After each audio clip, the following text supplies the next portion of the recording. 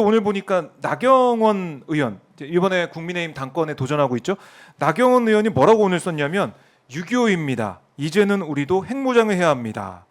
이렇게 딱 두 문장 글을 페이스북에 올렸습니다. 이제는 우리도 핵무장을 해야 합니다. 이거 좀 어떻게 들으셨습니까? 대변인.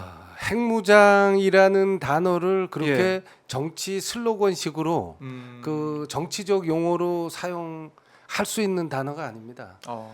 핵이라는 것이 사실은 한반도를 관통하는 가장 민감하고 위협적이고 또 직접적으로 영향을 주는 그런 문제라는 것은 대한민국 모든 국민들이 알고 네. 또 대한민국의 국익이 달려 있는 그런 문제인데 그런 문제들을 정치적 용어로 정략적으로 그 사용하는 이 언행은 네. 매우 경솔하고 부적절합니다. 적어도 국정 운영에 그 관여하겠다고 하는 그런 중진 정치인들이 네. 이런 정치적 용어를 정략적으로 아무렇지도 않게 사용하는 것은 네. 매우 위험스럽고 우려스럽게 생각합니다. 핵무장과 관련된 문제는 정말 신중하고 국익과 또 네. 국익을 중심에 두고 논의하고 검토하고 그래야 되는 네. 문제이지 이 정치적인 용어로 사용할 수 있는 문제는 아닙니다. 네. 그 부적절하고 부적절하다. 경솔한 그 언행이라고 경솔하다. 생각합니다. 예, 예. 그 사실은 미국에서는 워싱턴 선언이 뭐 효과적인 대응이다 뭐 이런 얘기도 지금 미국에서 나오고 있더라고요. 네. 그러니까 우리가 핵무장 얘기를 또 이번에 이걸 꺼내고 주요 정치인들이 또 계속 회자를 하고 있는 이런 상황이다 보니까 미국이 오히려 좀 말리는 듯한 느낌도 드는데 핵무장 이거는 핵무장 해야 된다. 핵무장 한다는 거는 네. 이제 크게 나눠보면 세 가지가 있을 수 있습니다. 첫째는 우리가 독자적으로 핵을 개발하는 것. 두 번째로는 과거에 미국이 한국에 전술 핵무기를 배치했던 것처럼 전술 핵무기를 다시 배치하는 것. 네. 세 번째로는 나토식으로 미군이 보유하고 있는 핵무기를 우리가 공유하는 것. 이런 것들 세 가지를 들 수 있습니다. 이 세 가지 다 실현 불가능합니다. 우선 뭐 주한미군이 미군이 한국에다 배치할 전술 핵무기가 없고요. 네. 그리고 우리가 만약에 독자적으로 핵을 개발하잖아요. 그러면은 우리는 국제사회로부터 완전히 고립됩니다. 우리는 NPT 탈퇴를 해야 되고요. NPT를 탈퇴하게 되면은 네. 우리는 국제사회에서 고립된 나라가 됩니다. 우리가 국제사회에서 고립이 된다면은 대한민국은 무역을 통해 가지고 오늘날 우리 경제가 이렇게 발전해 왔고 그리고 대한민국은 지금 외교 강국이 되고 있습니다. 네. 근데 우리는 국제적으로 NPT를 탈퇴하게 됨으로써 국제적으로 고립된다면은 그냥 한마디로 뭐 말씀드리면 폭망하는 겁니다.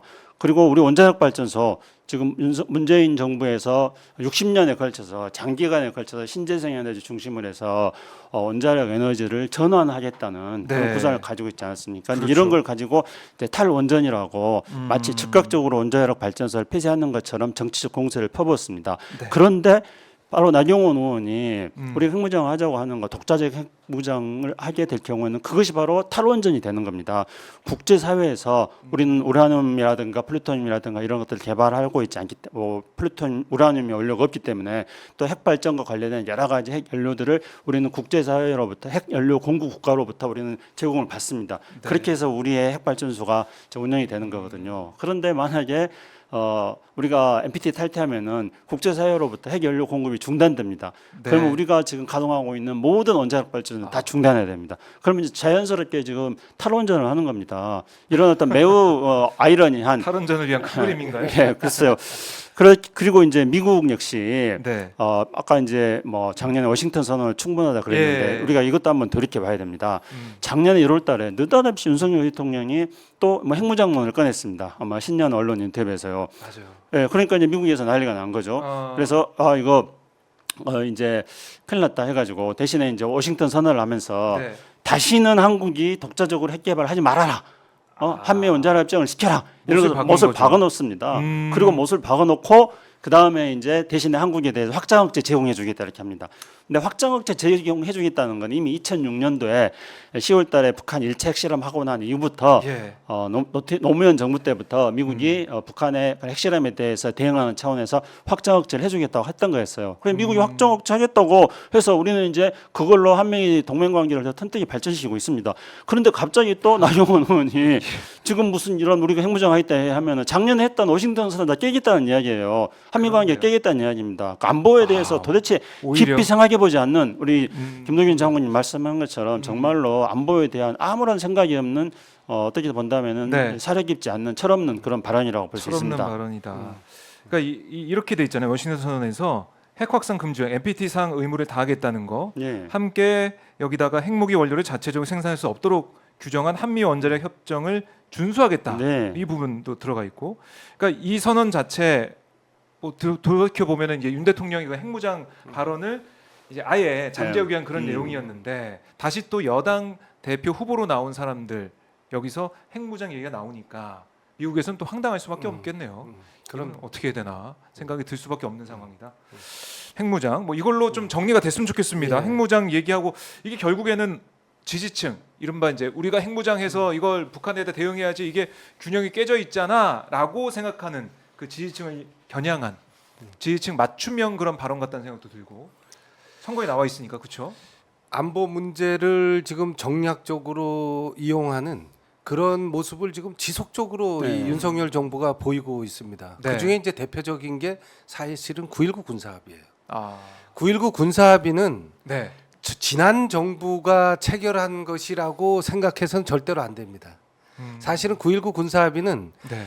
53년 7월 정전협정 이후에 그렇죠. 70여 년 동안 이 한반도의 위기 문제로 끊임없이 반복된 이 위협적 상황들을 어떻게 하면 줄일 수 있을까에 대한 그 고민에서부터 출발한 겁니다. 즉 무슨 말이냐면 9.19 군사합의라는 것이 남북 간의 접경 지역 일대, 그게 지상, 해상, 육상, 아니, 공중 이 접경 지역 일대에서의 상호 적대 행위를 중지할 수 있는 그 조치들을 합의한 겁니다. 그러면 왜 접경 지역 일대에서의 이 상호 적대 행위 중지에 이렇게 관심을 뒀는가? 네.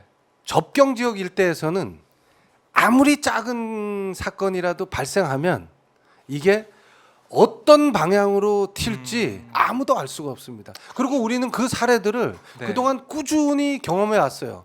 과거 금강산에서 방황장 씨 사건부터 시작해서 네. 접경 지역에서는 작든 크든 오발 사고 한 발에도 사실은 대규모 교전 사항 또는 정말 그 전면전 상황으로까지 비화될 위험성을 가지고 있는 것이 남북 간이 대치하고 있는 이 접경 지역입니다.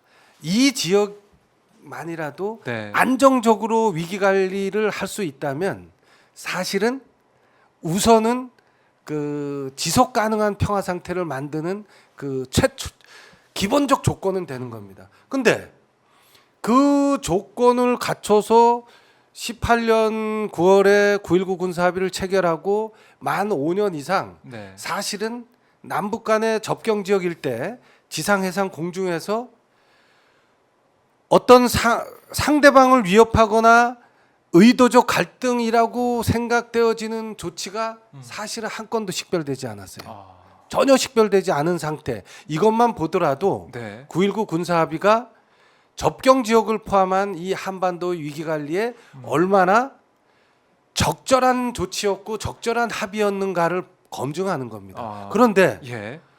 지속적으로 윤석열 정부 출범 이후에 9.19 군사합의를 일부 효력 정지했다가 지난번에는 전면 파기 수준의 예, 효력 정지를 해버렸어요. 네. 자, 이제부터 남북 간은 접경 지역에서 언제 어디서 어떤 상황이 무력 충돌 상황이 발생해도 이상하지 않습니다. 이번 달만 해도 MDL을 침범한 사례가 지금 4차례나 발생했지 그러니까요. 이게 않습니까? 좀 불안하더라고요. 그다음에 예. 북측뿐이 아니라 우리 측도 지금 접경 지역 MDL 비무장지대 안에서 경계 시설물을 보강하는 작업을 무수히 하고 있어요. 하하. 의도적이지 않더라도 네. 만약에 우발적으로라도 충돌. 충돌 상황이 예. 발생하게 되면 지금 상황에서는 네. 어떻게 비화될지 아무도 알 수가 없습니다. 하하. 그렇기 때문에 네. 사실은 이 윤석열 정부가 도대체 이야기하는 이 평화가 도대체 이 안보 문제가 어떤 그 목표를 가지고 있는지 네.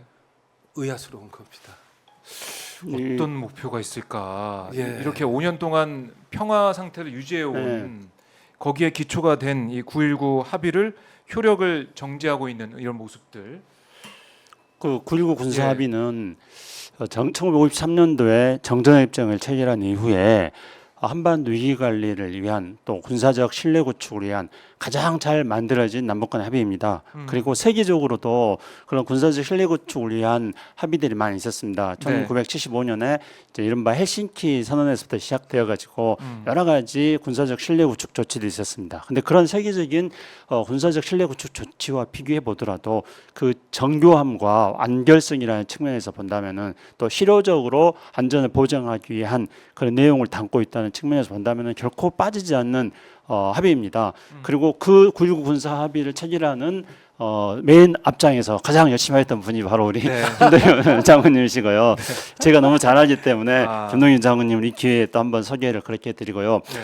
그런데 윤석열 정부는 우리 김동연 장군이 말씀한 것처럼 이렇게 잘 만들어진 9.19 군사 합의를 이 9.19 군사 합의가 계속 잘 지켜지면 지속 가능한 평화가 보장되는데 그러니까요. 5년 이것을- 동안 우리가 알고 있었는데 그렇죠. 그렇죠? 이것을 지난 정부가 했다는 이유 하나만으로 이거를 거의 효력 정지시켰습니다. 그리고 지금 파기됐습니다. 예. 그러놓고 나서 이제 또 나경원 의원 같은 사람이 또 핵을 예. 또 만들어야 된다고 이렇게 말하는 게 이게 모순이라는 겁니다. 그러니까 실제로 9.19 군사 합의는 효력 정지시켜서 실질적으로 파기시키고 그리고 국민들이 또 원하는 게 사실은 오랫동안 우리 국민들은 우리 안보가 튼튼했으면 좋겠다 이런 바람이 있습니다. 그러니까 국민들의 그런 바람에 대해서 그냥 우리가 핵무장하면 된다는 식으로 정치인들이 무책임하게 대응하는 거예요. 그럼 국민들은 우리가 뭐 강국이 되면 좋으니까 이런 생각을 하고 있는데 그러면 핵무장도 필요한 거 아닌가 이렇게 생각도 할 수 있습니다. 하지만은 이제 국제 정치의 엄혹한 현실을 냉정하게 따져보자면은 네. 우리는 핵무장을 할 수가 없고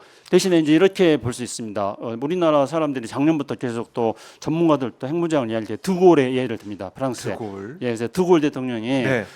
미국이 파리를 지키기 위해서 LA를 포기할 수 없다. 러시아, 소련이 LA를 위협하면은 파리를 포기하고 LA를 지키거다. 그렇기 네. 때문에 프랑스는 독자적으로 파리를 지키기 위해서 핵무장을 해야 된다. 이런 이야기를 합니다. 그러니까 이 논리를 그대로 적용해가지고 미국이 LA를 지키기 위해서 서울을 지켜주지 않을 것이다. 서울을 포기할 수 있다. 그렇기 때문에 우리가 독자적으로 핵무장을 해야 된다. 이렇게 얘기를 하는 거예요. 네. 이건 매우 위험한 발언입니다. 왜 매우 위험하냐면요. 첫째, 드골은 이미 그때가 이제 드골이 미국하고 협상할 때 그런 발언을 할 때가 1960년대였습니다. 근데 드골은 이미 45년도에 2차 대전 끝나고 나서부터 프랑스 정부를 세우고 나서부터 알제리에다가 핵실험을 하기 시작합니다. 그 이미 핵을 다 만들어 놓고 나서 미국한테 야, 너네들이 LA를 포기하고 파리를 지키지 않을 거다. 그래서 우리가 독자적으로 핵무기 하겠다고 말합니다. 그 말은 다시 말하면 이미 핵을 다 만들어 놨다는 뜻입니다.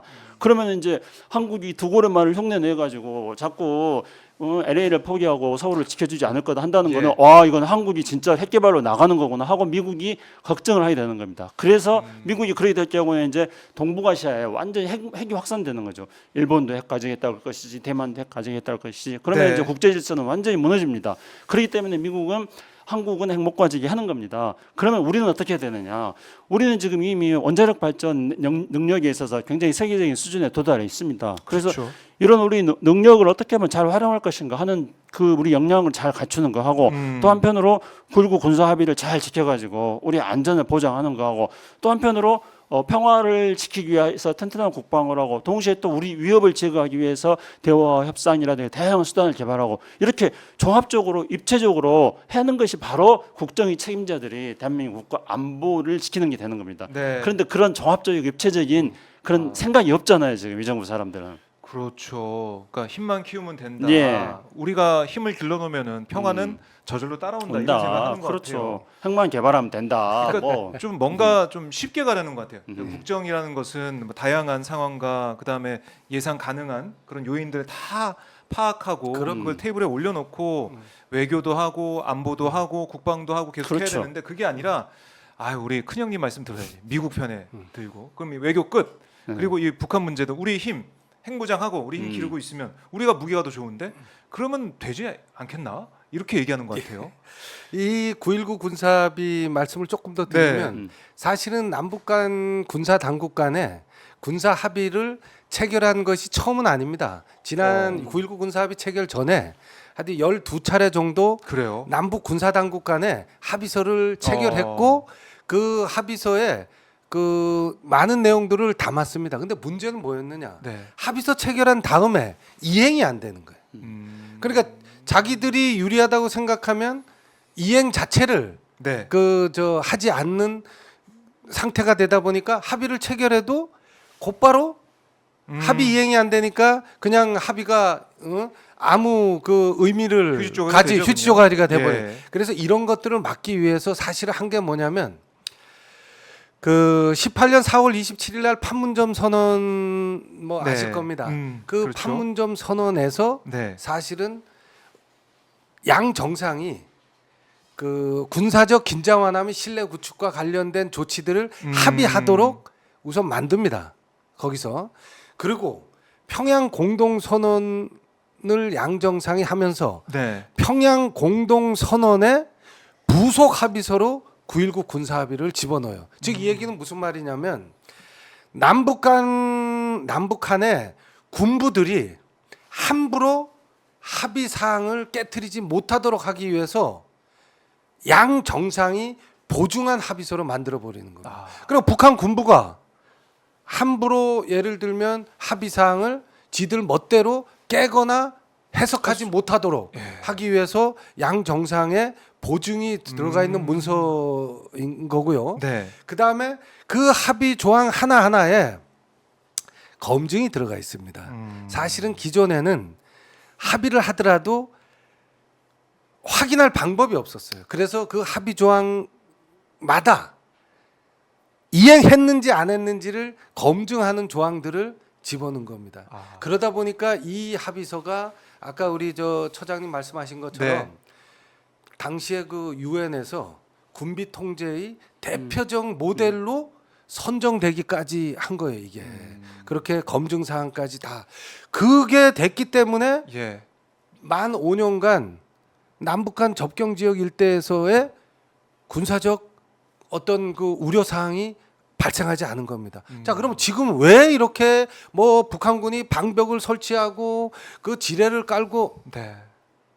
9.19 군사 합의가 파기되고 나니까 지난 5년 이상 정비하지 못한 경계 시설물들에 대한 아마 보완이 필요했을 것이고, 네. 예. 그 다음에 9.19 군사 합의가 파기됐다는 모습을 이제는 보여줄 수밖에 없는 이런 행위들이 접경 지역 일대에서 발생하고 있는 거거든요. 그렇네요. 이게 굉장히 위험한. 우리 속담에 뭐 방귀가 잦으면 뭐 한다고. 네, 네, 네. 접경 지역 일대에서 발생하는 사건은 제가 반복해서 말씀드리는데 아무리 작은 사건이라도 그렇죠. 그게 어디로 튈지 네. 모릅니다. 그래서 지금은 굉장히 위험한 겁니다. 네.